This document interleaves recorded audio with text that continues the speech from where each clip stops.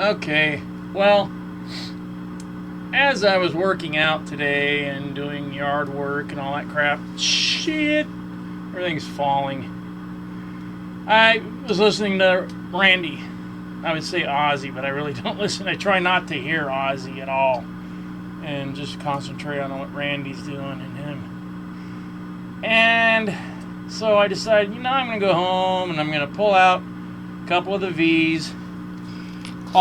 Just a few. All my polka dot. So here is the real polka dot V, as you can see, with pick still in place, and this is my custom one. This has got, I put a chrome toggle on it. He had chrome for a while, then it went to white. These are all right. This is a different switch. This is a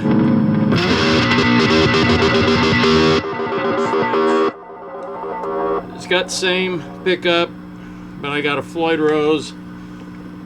Got a bone nut to give it a little better tone with a Kaler to lock the strings. And it's my version of what I think he would have done if he would have redid it, because I did play it once. I brought it in when I was making my Star guitar that I have on Facebook. Someone was asking me about that, and I was telling what I was doing, and I was trying to get ideas. But the thing is, I was trying to build a custom guitar before I even really know how to play. I was a good rhythm player, but I was like 14 or 12 or 13, something like that. So there you go. So here's Big V, and then here's a tricked out Randy ukulele V that does play. It's got a pickup. It says Randy Rhoads on the back. As far as I know, this is the world's only. There's a little toggle switch, a little volume knob. This is the only ukulele, electric Randy Rhoads ukulele in the world that I've seen. And then we've got, Mini Me. This is a very good copy of his actual V. So there you go. The bar, I took it off because it kept falling off, and I just put it back. But even the plates on the back, I'm sure a few of you out there have this. See, there you go, huh? It's identical. So very good job there. And there's just one of my favorite pictures. Thought I'd put it out here. And something I made right out of high school and print shop with my buddy George. We both made one each, I think. Because, figured, we got the Randy Rhoads thing. All we got to do is put Randy Rhoads instead of Rolls Royce, and there you go. So, I have a placard, and so does George. And I think that's it. I think we only made 2. Thank goodness. And see, this is the strap. This is complete. And I was trying to think, what do I play? I always play the same thing. I play Suicide Solution. Here's even another Jackson. And Jackson shirt. I always play Suicide Solution. I always play the same stuff. I don't know what to do. So I'm just going to play. I tried to grab a medium Fender.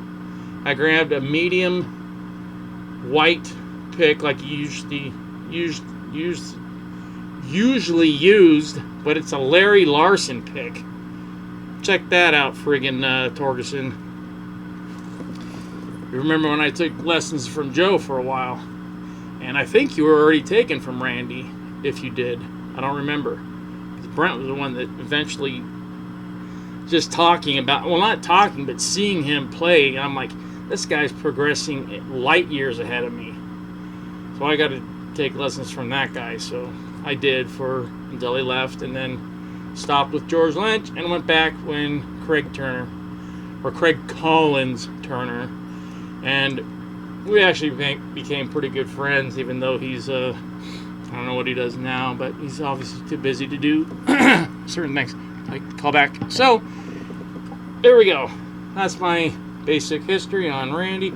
I knew him around town, took pictures of him when he was driving around the street, talked to him plenty of times. I talked to him more times than I took lessons from him. And I know a lot of people that knew him, and it was just He was just a cool dude, and then the rise was so cool and fun to watch, and then boom, gone. It's like stupid. It actually took me years to get over the depression of what happened, to go back and study what he taught me and whatever he taught other people and what he played like, to go and just study it now as a, 30 years later or whatever, however long it's been. So I don't know what I'm going to play. I'm just going to start playing, and that's it.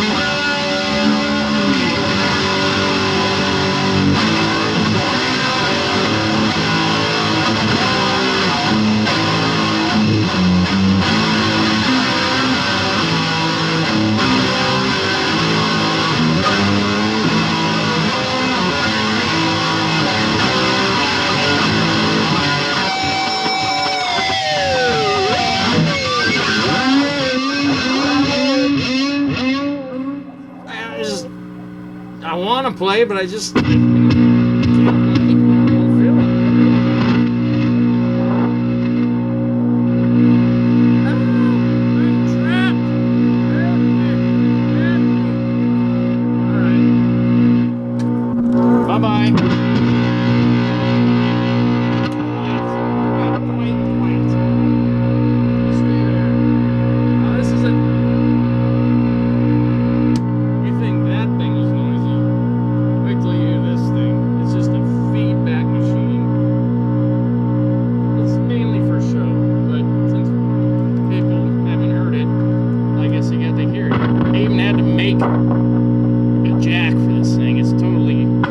Rigged. Where do they call it? Jerry-rigged. All I could think of was something else. Alright. See what it sounds like.